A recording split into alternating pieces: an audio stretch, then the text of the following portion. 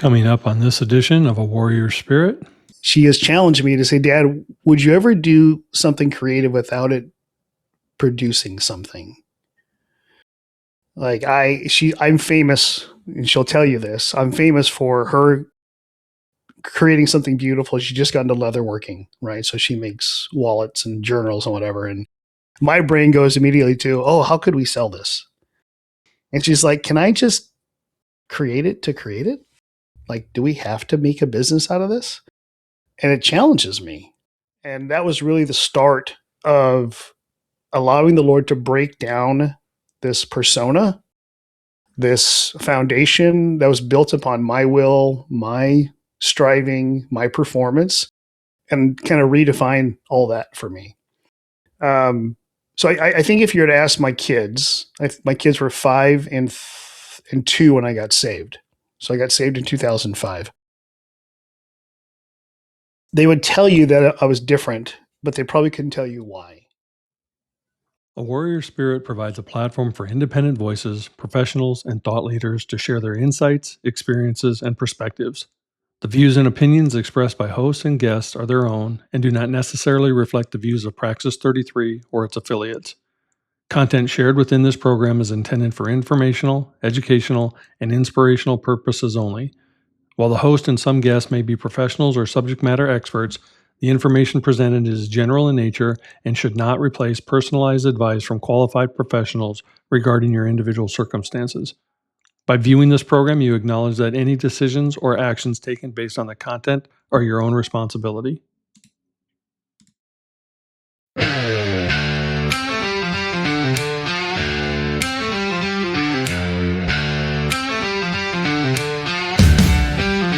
I've walked through fire with shadows on my heels. Scars turned to stories that taught me to feel. Lost in the silence, found in the flame. Now wear my battle cry without shame. This isn't the end, it's where I begin. A soul that remembers the fire within. Welcome back to another episode of A Warrior Spirit, brought to you by Praxis 33.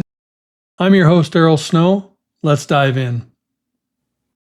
In today's society, we are in a lot of groups and a lot of different things online if you do any part of social media. And my guest today was someone that I met in one of those groups. And he's a 30-year executive in the tech industry. But what I found fascinating about him was that in our particular group, when he had no reason to, he showed up as a leader.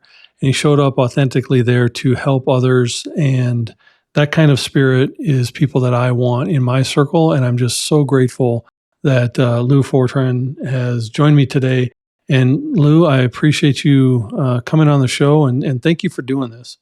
Absolutely, Daryl. Thanks. I'm super honored to be asked and humbled in the best way. First podcast, so this will be fun, or first broadcast like this, but I talk a lot for a living. So I'm used to doing these kind of conversations all the time. Well, it's always interesting to me when people come on. You know, sometimes they'll say, "Well, what are we going to talk about?" You know, if they've never done this before, and I'm like, "Well, it's your life. You shouldn't have to study for it. Like, you should pretty much have an idea of what that is." So, I know you're today in California. Is that where you grew up, or where are you from? No, I had a circuitous route to get here. I was actually born in San Diego, California, beautiful place on the planet. My parents chose to move me when I was too young to argue, and we lived in Nebraska, of all places, Omaha, Nebraska. Spent the vast majority of my life in Nebraska until the fall of 22, and chose to move to Northern California.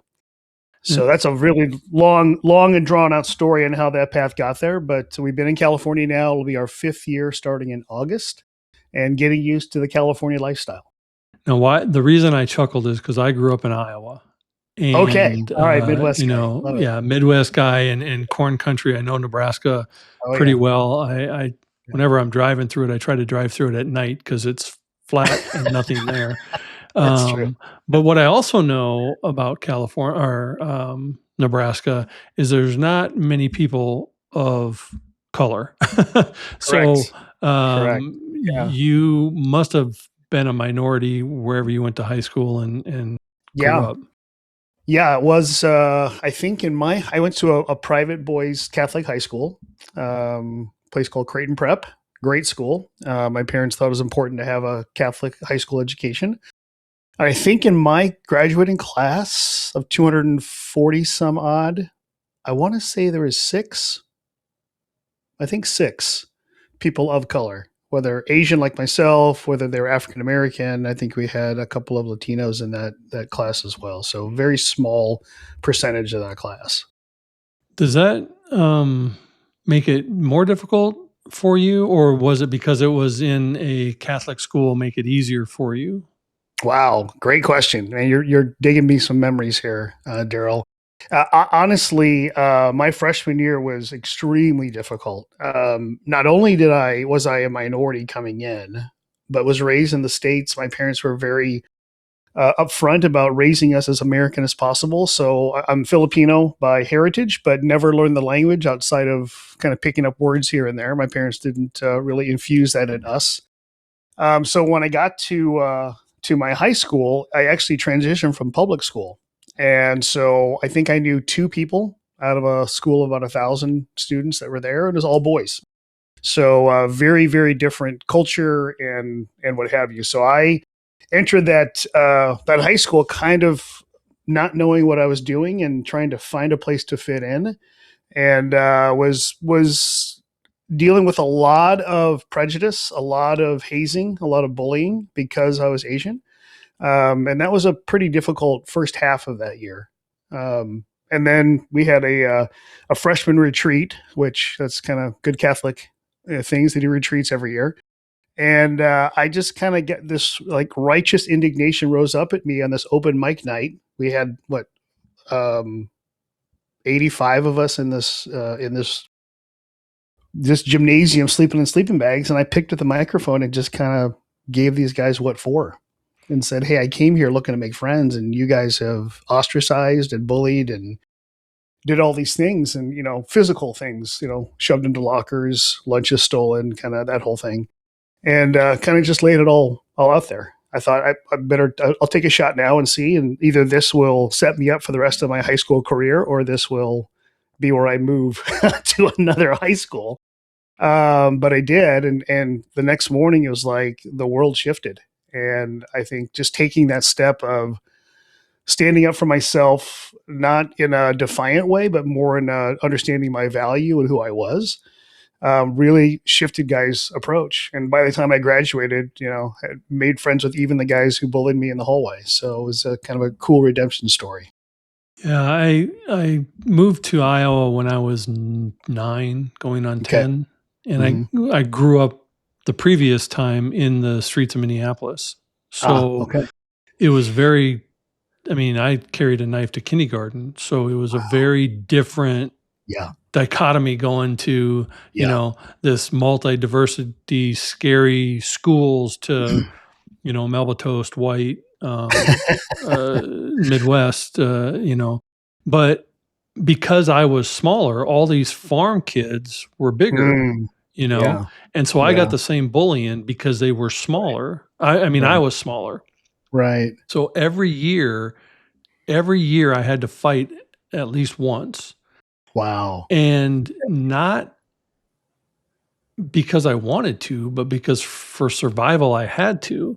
Right. And what these kids never seem to understand Mm, is that there's a difference fighting as the bully, thinking you're right. bigger and tougher, and Right. there's a difference fighting from survival Mm. and crazy.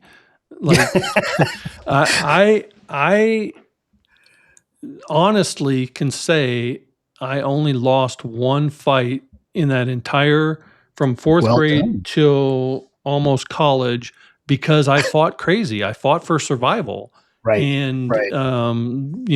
but they always wanted to try every year, big and Oh, yeah. bad. Yeah. So, It's interesting what conviction and desperation will do to somebody, right? yeah. Desperation being the primary driver for both of us, quite frankly. My experience was one where I knew if I didn't do this now, I don't know if I could forgive myself and just exist for 4 years and keep my head down, right? And knew that, here's the other thing too, is that you had no guarantees.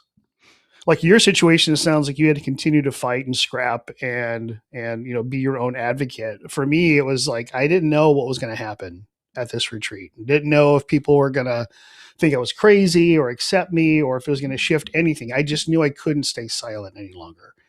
And that was really what drove me to do that. And I think that was probably the first time where it was kind of it was a struggle. It was this point of, am I just going to fold camp and kind of just be this meek guy in the corner and just figure out a way to get through it? Or am I going to fight? And I guess that I've always been a very competitive person, but never had to exercise it. Like sports is one thing. Like you play sports and I like to win. I like to win at board games. My family hates playing board games with me because I always want to win. But in that scenario, that was one of the first times where externally I realized I had to fight for something and had to see what was in me. And with no guarantee of the outcome, right? Which I think that's when you get to that place, what do they say? Like the pain has to be greater of changing than staying the same. Mm-hmm. That's really what happened in that situation. So what was it like at home? Because to stand up for yourself, Mm. rolling that dice and taking the gamble, you either Yeah. go home a hero or with punishment. Yeah. Yeah. So That is true.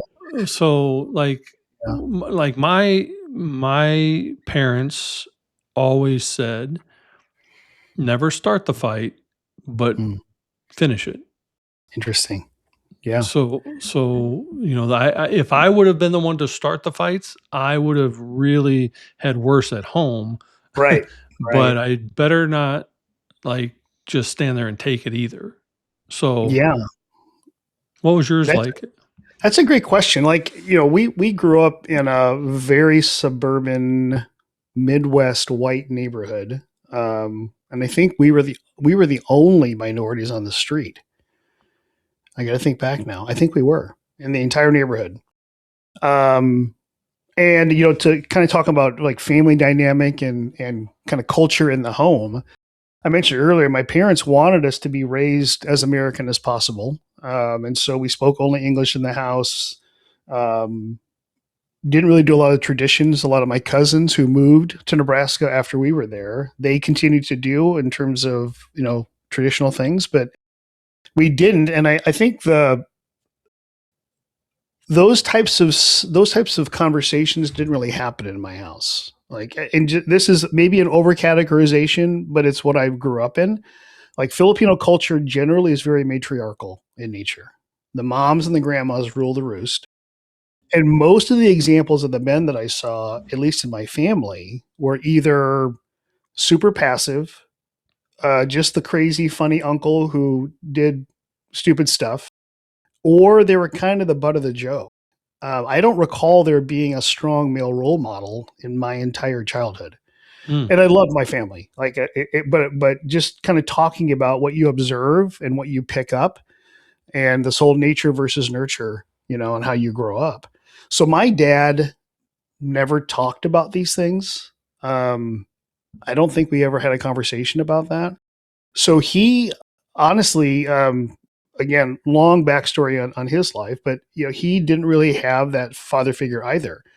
And so he didn't know how to instill what it meant to be a man into my brother and I. And so we kind of had to figure it out as we went. And you do, like, again, either desperation or need, you kind of figure it out. Is it always healthy? No. Do you look back with regret? Absolutely. But in the absence of a voice to really speak into that, you either have to choose to make your own way, or you just become another passive guy who sits on the sideline.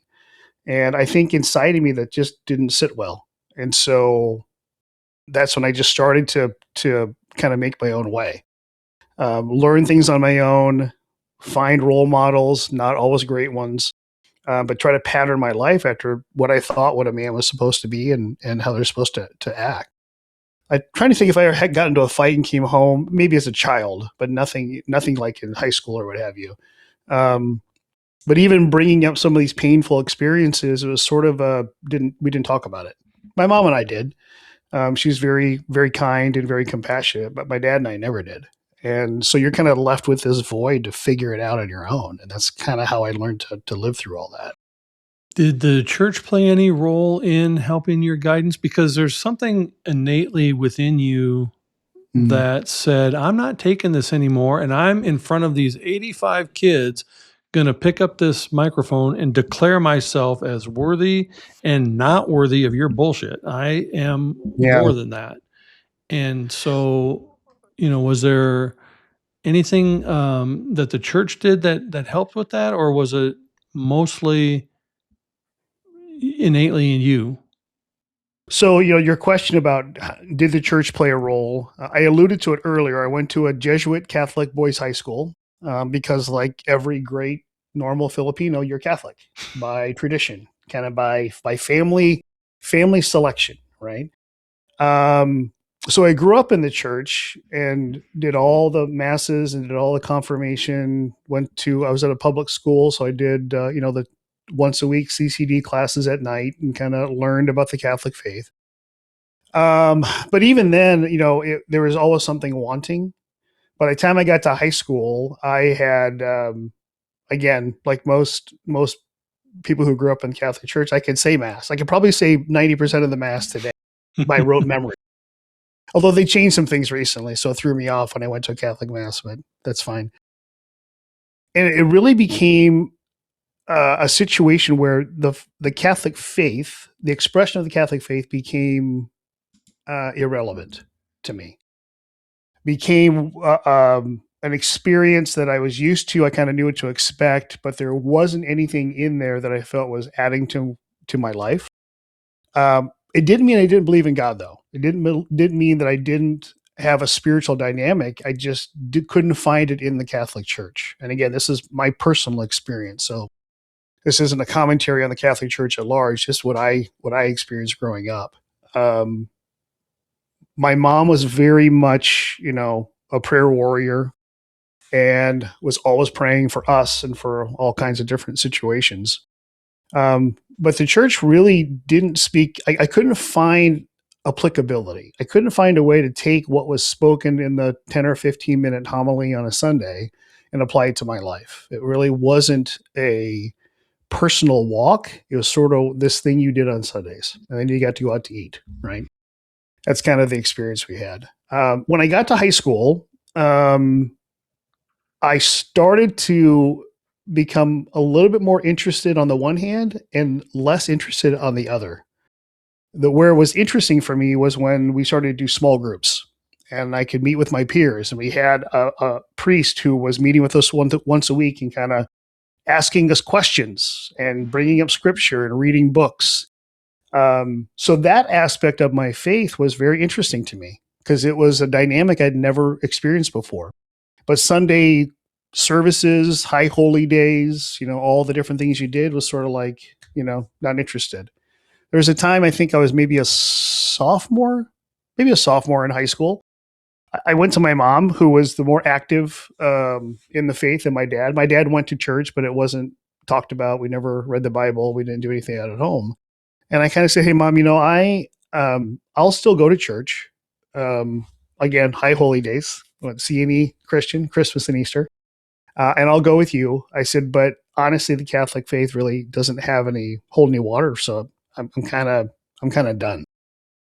And that's kind of how I finished up my high school life, was going to church when I needed to, when it felt like I had to. But from a deepening of faith and spiritual walk really wasn't there. And that kind of led me into college, which, that's an interesting time. When you don't have a Jesuit priest holding, a rod over your shoulder saying, get your work done. Now I get to do whatever I want to or not. And that wasn't great for me. Yeah. I call myself a Reformed Catholic because my mom's side was devout Catholicism.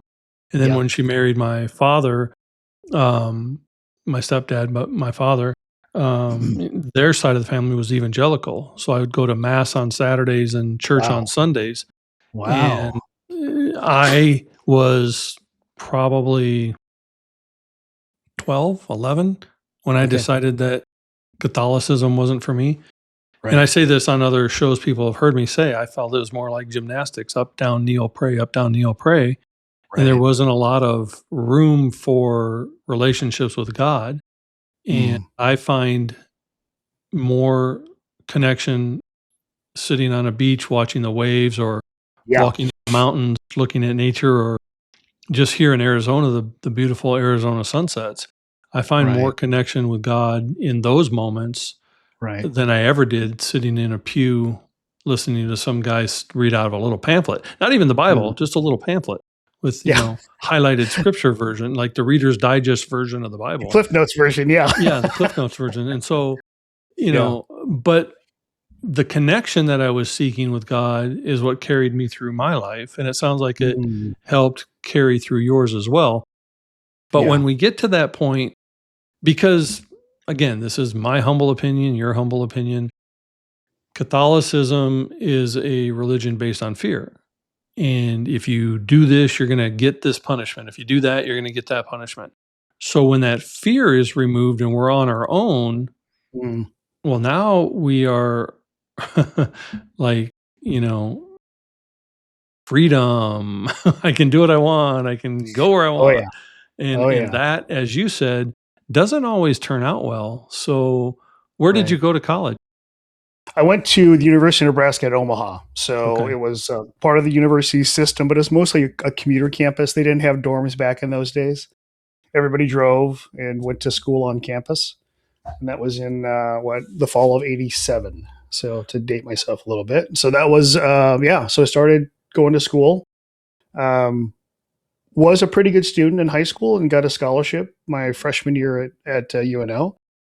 And quickly lost that scholarship my sophomore year because, again, I was given too much freedom, not enough, consequence. And so I was kind of done with school, to be honest with you. It's kind of a weird thing where you're a pretty good student, but then you're like, I think I'm done with school. Like, it's not really doing anything for me. So I lost my scholarship, and my parents, blessed us by helping to pay for it. It wasn't, extremely expensive, but they had 4 kids, right? So I took a year off, and because the university said you can't come back until you figure this out and pick a major, which is the other thing, pick a major.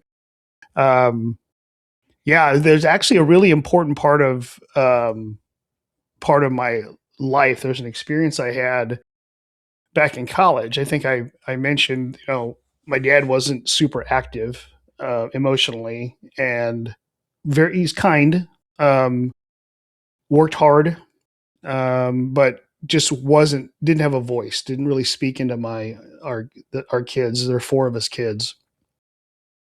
And I was in school my freshman year trying to figure out what I want to do with my life. And I started taking art classes. I took art classes in high school, was a pretty good artist, creative. That's kind of how my brain works. And went to my dad and I said, "Hey, Dad, I think I'm gonna do this. I want to major in art, fine art, paint, sculpt, whatever the case may be."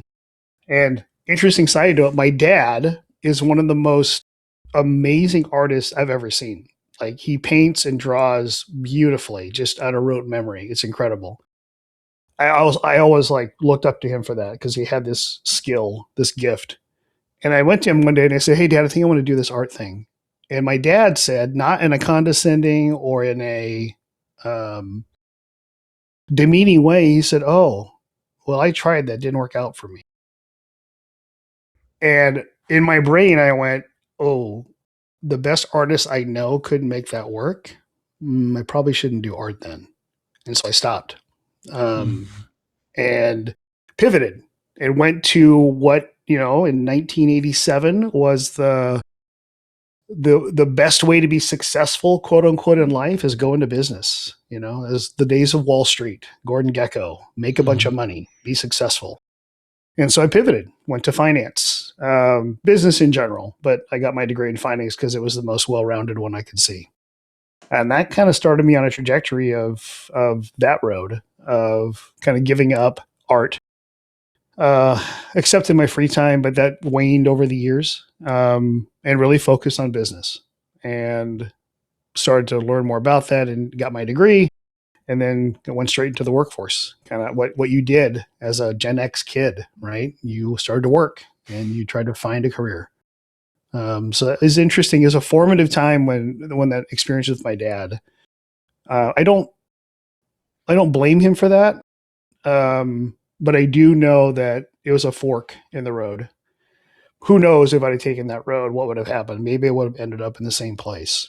But I do know the motivation to not take that riskier kind of dream passion approach to life was definitely made that year in college.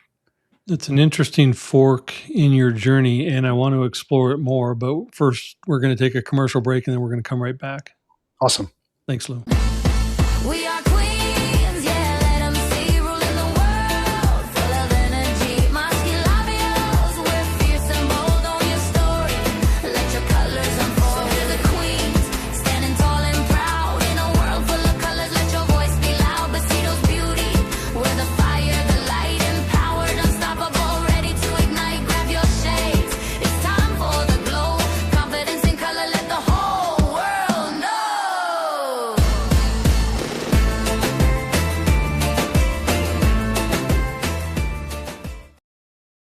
Besitos Beauty, because it's your time to shine.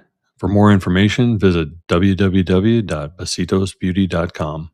10 years ago, and had this typical art portfolio folder sitting in the corner of my office. She goes, "What's in there?" I go, "Oh, just some of my old artwork." She's like, "You used to do art?" And I go, "Yeah." And she opened it up and she was blown away. She goes, "Dad, why are you not doing this now?" And I was like, "Well, I had kids and I have a mortgage and I have a job and, other priorities and what have you." And she gave me as a gift, I think she was about 12 or 13. She gave me a gift, a little sketchbook, basically as a encouragement and a challenge. Like, don't let this die. To be honest, Daryl, that little sketchbook has sat on my bookshelf for 10 years. Now, having said that, we just started family craft night on Wednesdays because she loves crafting. I think she gets that from me. And so I've picked up little bits and pieces here and there, but never to the degree that I used to do it. Like I would spend hours working on a piece, in my bedroom on the floor, just, with a marker and pencil and would draw that. But I think, I know the Lord created me as a creator because that's who he is. So that's who I am. That's who we all are, whether we want to admit it or not. And I think creativity has always found a way to express itself, maybe though not in the traditional sense that I was used to doing it, which would have been pen and paper, paintbrush, and canvas. I do woodworking now. I do 3D printing because I can make things. But I think what I realized, and again, my daughter, I love her. She has challenged me to say, "Dad, would you ever do something creative without it producing something?"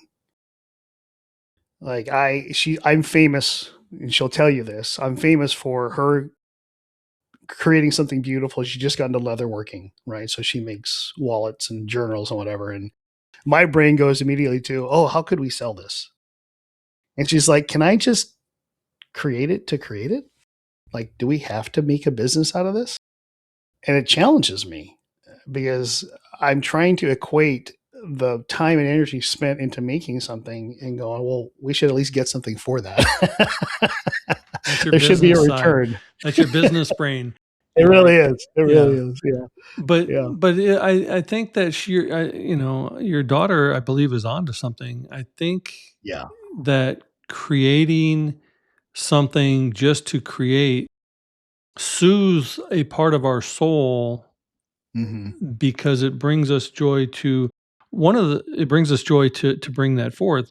And one of the things I see a lot of quote unquote entrepreneurs do that I think is a mistake is they turn their hobby into a business, and then because they're trying to run a business, they lose their passion for their hobby, and then their business fails. For sure. Yeah. You know, do what Yeah. you love to do, and if it becomes a business, great, but don't force it into a business, Right. you know, in spite of that. So I can Yeah. understand what you're you know, I play drums and music, and Okay. you know, I'm not great at it. I would never Yeah. turn it into a business, you know, but just playing the thumb drum and the, you know, it soothes the soul. Yeah. To we're so filled with noise in Yeah. our world that a creative outlet, you know, some people write just to write, some people paint just to paint. Right. And I think they make the mistake of, oh, somebody tells them, oh, you're really good at this, so you should sell it. And then Mm. they don't have that business sense. So then they lose interest in what was passion and joy. Right. You know, I think your daughter's on to something a lot. But you talk about your faith a lot, Mm. and you know, your spiritual connection with God is obviously still there. Right. How has that allowed you to be a better leader and Mm. a better partner and a better father?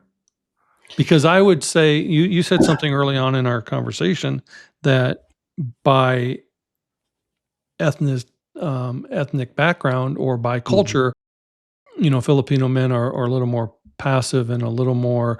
It's a matriarchal society. You know, when you Yeah. say that, I think of the movie Crazy Rich Asians, and Yeah. Yeah. you know, but you don't embody that, in my Mm. opinion. You Right. embody forwardness and being out front and being a bigger presence in your children's lives than you were that your father was in yours. Yeah. So, do you relate that to your spiritual connection with God, or where do you get it innately? It's a path for me to walk out to understand what was the motivation, like why did I turn out so differently.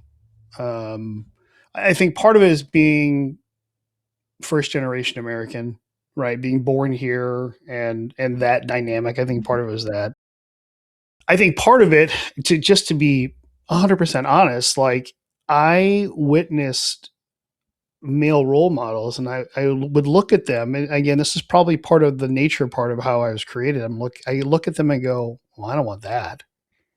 Like, I don't want to be that guy.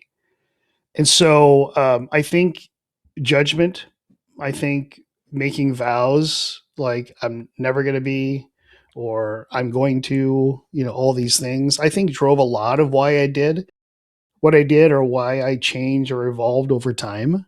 And I would say that looking back, that evolution, that change of thinking, and in some ways helped a lot, and in some ways put a lot of really bad thinking into my head.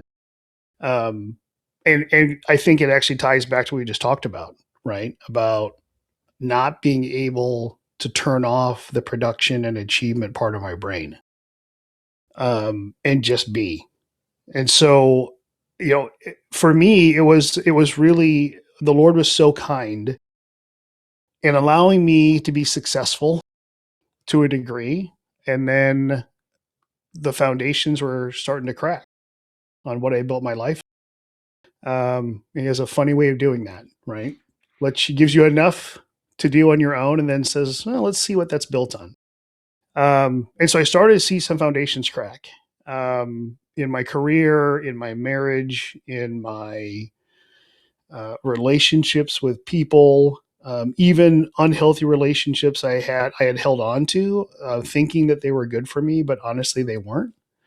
And that was really the start of allowing the Lord to break down this persona, this foundation that was built upon my will, my striving, my performance, and kind of redefine all that.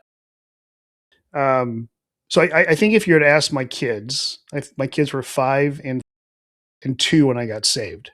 So I got saved in 2005. Um, they would tell you that I was different, but they probably couldn't tell you why. Um, I can remember my wife and I would joke about this. Before I got saved, I think she had seen me cry twice. Both of them were for funerals. right? And since I got saved, I mean, I cry at the drop of a hat. I cry driving down the street on a song comes on the radio, right? So there's a softness, I think, a compassion the Lord did in me, um, to really balance out this other part. And it'd be easy for me to say, well, this need to achieve and that type of thing's all bad. I don't think it is. I think there's a redemptive state of that we can have, but it can't be the only motivation, right? And so, but I think, bringing sensitivity and compassion, attention, emotional connection really balances that part of me out. And of course, my wife is my polar opposite, because again, that's God's divine sense of humor. Oh yeah. But she brings a lot of that too, right? And helping to bring balance to that for me. Well, I know that you've mentioned a couple times your family, and Yeah, so here's here's a little glimmer of your they are. bundles of joy under the umbrella of the rainbow, and Right. your daughter working at the coffee shop. Yep. How long have you and your wife been married? Let's see. It'll be 30 years next year. Wow, you got married Yeah. right out of high school. Yeah. We got married in September of 97. Wow, Dated for 6 years, but got married in 97, and we'll be celebrating our 30th. Yeah. It's pretty crazy. that's awesome. And Yeah.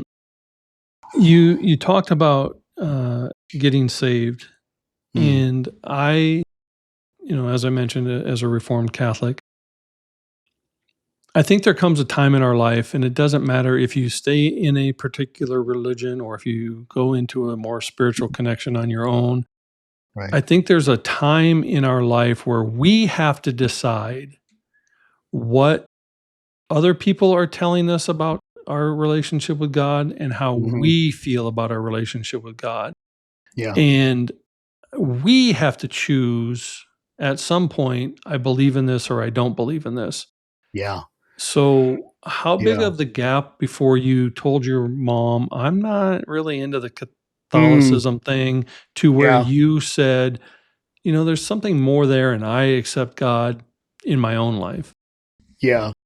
I think I'll go back to something I said earlier. Like I, there were cracks starting to form in the foundation of my life. But like every overachiever, you figure out a way to try to patch it up and just keep going. And what really brought me to that place of dying to myself, kind of recognizing like my efforts, everything I've done, no matter how I wanted to define success or whatever, was never going to be enough, because there's always a goal that I could never get to. Really came, after, we started going to a spirit-filled church back in Omaha, um, soon after we got married. We kind of went there off and on before we got married as we were dating, but typically we were hungover in the back row. Came after worship ended and left before the service got over. But I remember sitting in the pews of that church and hearing a sermon for the first time I could actually understand and could apply to my life. And that was the start of it. That was the beginning of this crack that I had. And I was fully convinced, Daryl, that I was a good guy. Like, I didn't kill anybody. I didn't do anything major. There was no huge thing that I had done to, and was always very helpful. My serving was always a family dynamic. My mom always did that, fed people, that kind of thing. So I was fully convinced that I was good. Like, I'd gone to Catholic school and went to Catholic classes and knew enough of the Bible to make me dangerous. And overall was a pretty good guy. People like me, right? And over time, I started to realize that I was fooling myself. Like, it was really just, it was a big lie. Yeah. So the church that we were attending after we got married, our kids were old enough to be put into school, and we had the only interchurch school in the city that was not Catholic, right? Nebraska is a very Catholic city. And, but it was so popular that people were camping out overnight for like 3 days to register their kid to get into school. And my wife came to me one day. She said, "Hey, if we want to get our kids into school, like, we need to become members." Well, by this time, we'd been attending the church for like 13 years.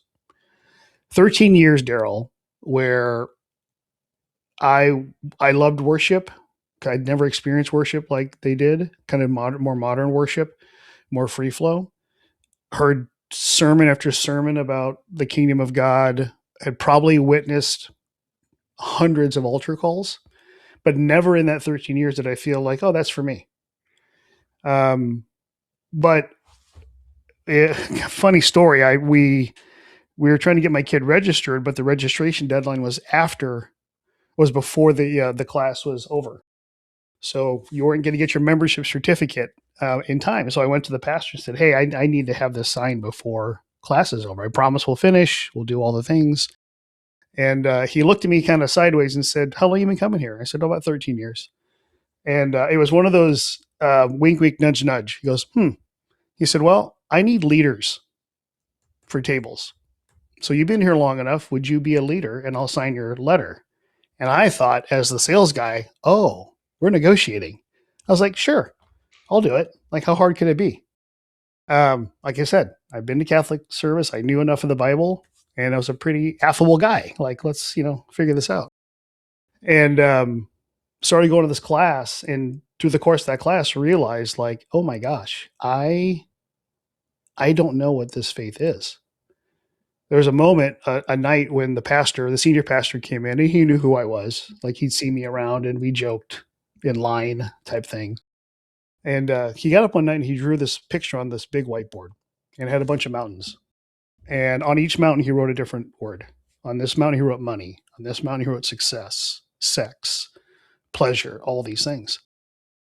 And he said, most of you recognize these mountains. In fact, most of you have tried to climb these mountains for satisfaction and contentment in your life and found yourself wanting. And he said, there's only one mountain that matters. It's the mountain of the Lord. And he begins to give this salvation call. And it was that moment where I realized that, oh my God, that is my life on a whiteboard. That was me. That's how I lived my life, trying to find satisfaction, trying to find fulfillment. And went on a business trip, and I didn't know it at the time, but the Holy Spirit was speaking to me. There's a song on the radio, very popular, Blessed Be the Name of the Lord. You probably remember it. That was rolling through my head literally for 4 days, 24/7, just over and over and over again. And I was in Atlanta at the time on a business trip.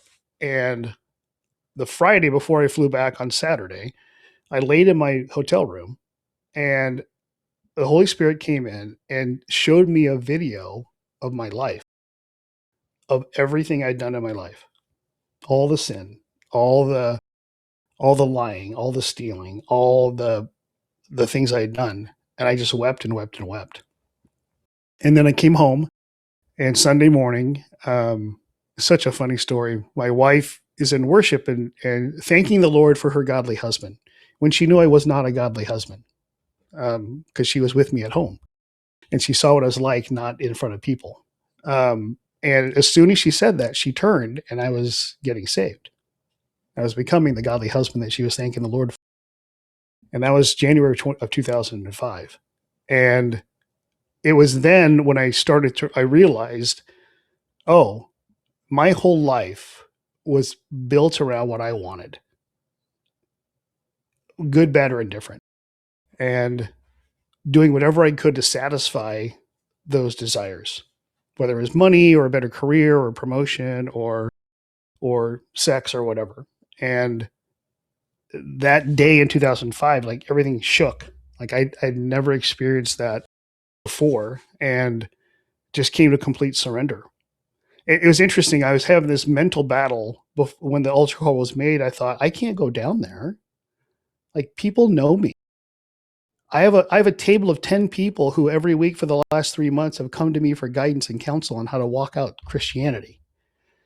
But it came to that moment where I said, I can't not do it. I have to. And so surrender my life to Jesus in 2005. And then from there, it's just been a convertible with 120 miles an hour with your hair blown back. Got filled with the Spirit the next year, started to get involved in classes, started learning about the gifts. I mean, just kind of all this stuff was happening so fast. And I think this is an important part of the story because, like I say, it's all been puppy dogs and rainbows since that time. But one of the things I mentioned earlier, one of the mountains that I had tried to climb for satisfaction was sex. And my wife's fine with me telling the story because it's part of our testimony. But I had cheated on her several times during our marriage. And I remember one day in church, our pastor was talking about, confession and the importance of confession. And he said, if you have cheated on your spouse, now's the time to confess. And I remember sitting in the pew and I thought, there's no way. I'm never going to tell anybody. I will take this to my grave. I remember telling the Lord because he asked me if I would. And I said no. Because my wife came from a broken home. She came from a family and a father who was a truck driver and cheated on her mom all the time. And the one thing she said, don't ever cheat on me or else it's over. And by this time, Daryl, we had 2 kids, had the house we wanted, had all the stuff that people would say was a successful life. And so in my heart, I thought, I cannot tell her this because it's over. And so I held it for a year. And the Lord so kindly would ask me, he's like, do you trust me? And I would say, no, no way. This is too big, Lord. This is too much at risk for me to trust you with this. And he would just every so often he'd ask me, do you trust me? And I'd say, no, I don't. Then I went to a men's conference and he changed the question. He said, will you trust me? And I knew at that moment I had to tell her. And so flash forward about a year. Sunday night, I'm washing the dishes. My wife went to a prayer meeting and she came home and began to tell me this incredible, amazing experience she had with the Lord. And as I'm washing dishes, the Holy Spirit said, tonight's the night. Out of the blue. And I remember sitting there going, okay, I settled. I'm like, I'll tell her tonight. And then she walks in the door and tells me this huge story. And I'm like, oh my God, I'm going to ruin this for her. But I knew I had to tell her. So I confessed. I told her everything. All the infidelity, all the lying, all the whatever. And I had worked it out of my brain. And I said, you have full permission that I will pack my things up and I will leave. And you can have the house, you can have the cars. I would like to have joint custody of the kids, but if you don't want me to, I get it. And I remember my wife with sort of this fierce look in her eyes. She looked at me and she said, hey, just because you broke the covenant doesn't mean that I have to break the covenant. I'm still committed to this. And it was just this incredible moment of forgiveness when there was no reason to forgive. And so we went through a year of healing, of unpacking all the things. Why did I feel the need to do this? What was the motivation? What was I looking for? Although it was all my fault, it also allowed her to look into her own heart and see the things in her that, were off about how she looked at marriage, and how she looked at me and all these things. But we just talked about this the other day that, the Lord had done such a work in healing her just by being in his presence. She didn't go to counseling. She didn't do a lot of, therapy around this. It was just the Lord in her, hours in the bedroom, crying on the bed, that healed her and then ultimately healed our marriage. And we today are better than we've ever been, even with that background history. But I say all that because, for us, if you had asked her, would she ever do it again, go through it again, she'd say, no, I wouldn't want to go through that again. But would she also in the same breath say she's so thankful that she did? Because it was in that brokenness and desperation that she had to make some decisions about who she thought she was and who she thought God was and who she thought I was. But it gave us this ability to connect at a level of trust and transparency and vulnerability we hadn't had up until that point in our marriage. And the only way that the Lord was going to be able to build the marriage we have today was to have to go through the difficult difficult situation. It was kind. It was an Grace, invitation. yeah, great grace. And I'm sorry to interrupt you, Yeah, you're good. but God's grace is better than our grace ever is. God's mercy is better than our mercy ever is, Yep. and God's love is bigger than ours can ever be. But when Yeah. we lean into that, is when we find that we are worthy of that because that's what He came here to die Yeah. for. And Yeah. through it all, we have to communicate. We have to speak about things that we think are difficult to bring them to light. The darkness has to have a light shined on it in order for any healing to happen, for any healing to occur. Hmm. You have to Hmm. bring that darkness into the light so you can talk about it through God's love and through God's mercy and through God's Yeah. grace. Then you can heal and then you can move forward. Right. I find that through our brokenness, and I've said this on other platforms, the mosaic is just broken glass put together in a beautiful fashion. And that's what Mm. God does to our life. Right. He takes our brokenness and He makes it this beautiful mosaic Right. and beauty that we couldn't otherwise even fathom. So, Hmm. not that either of you would want to go through that again, but in that you leaned in closer to your relationship with God and Hmm. put your trust in the right place, not in of this world, but in Him to Yeah. get you both through it. And Yeah. now you're still together today, living this beautiful life. Absolutely. And I love your example of a mosaic, because a mosaic, as an artist, you think, well, I'm going to pick the best pieces, the most beautiful pieces. He takes them all. He takes the pieces that I'd rather go hide or sweep under the rug or throw in the garbage, and he says, no, I'm going to use that one because it's part of the picture, right? And I think that's the beauty of it. And of course, because that's just how he does, he redeems completely. So not only did he walk us through that and get through the healing, but we've walked many couples through similar circumstances and help them find that path of trusting the Lord through the confession and the healing and the ownership and all the things that go with that. But it's been a beautiful testimony of ours, that we continue to look back and we go like, how did we get here?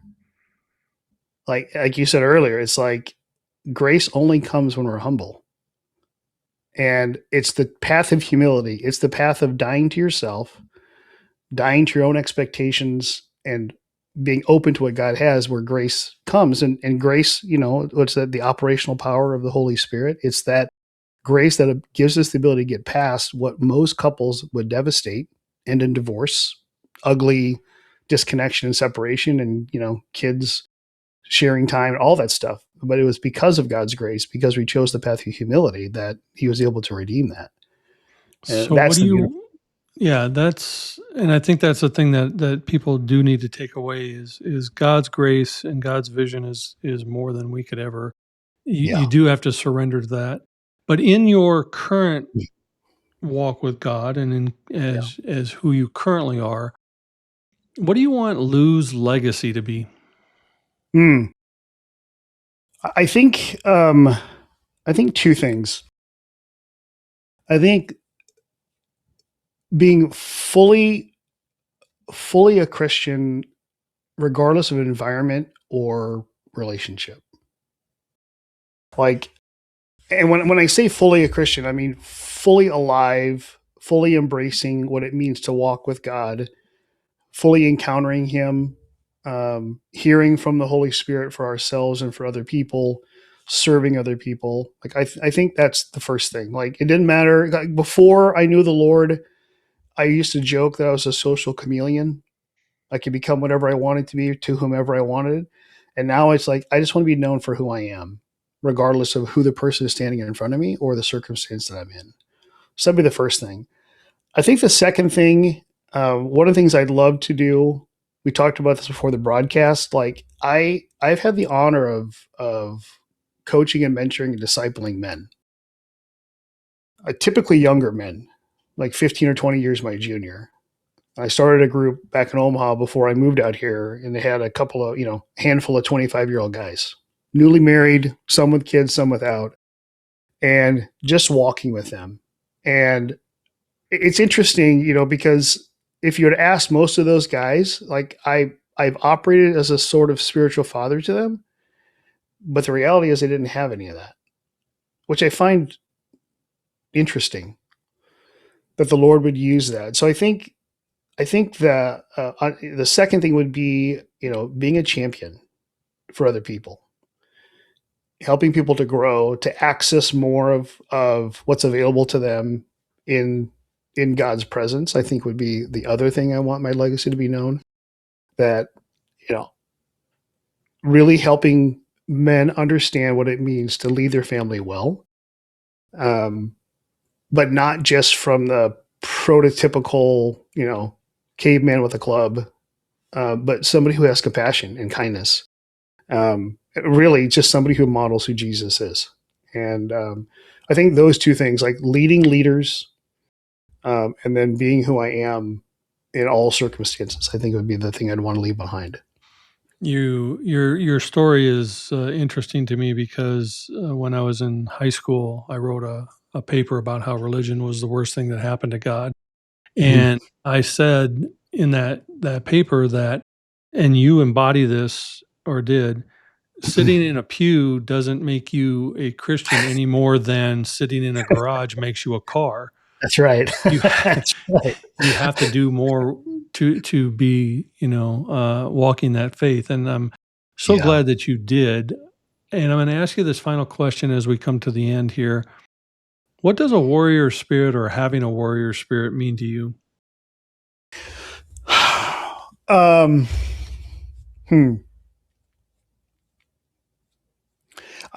think a warrior spirit combines several things. I think first and foremost, courage, honor, and I'd say grittiness is part of that too. It's almost like, David running into the fight against Goliath. Like he had assurances from the Lord of who he was. And there is a grit that had to be in there. And I think part of being a warrior is that. I also think, being part of a warrior is understanding when there's a time to battle and when there's a time not to battle. Because I think it'd be easy if we're just constantly fighting and constantly looking for the next fight. And I don't think that was the design for us. I think we're designed for battle, and we fight against the, powers of the air. But I don't think it means that we're always looking for a fight. Like there has to be a compassionate element. And I look back at, Jesus, who was unequivocal in his compassion and kindness, but uncompromising in what he believed and how he lived that out. And I think that for me is a warrior.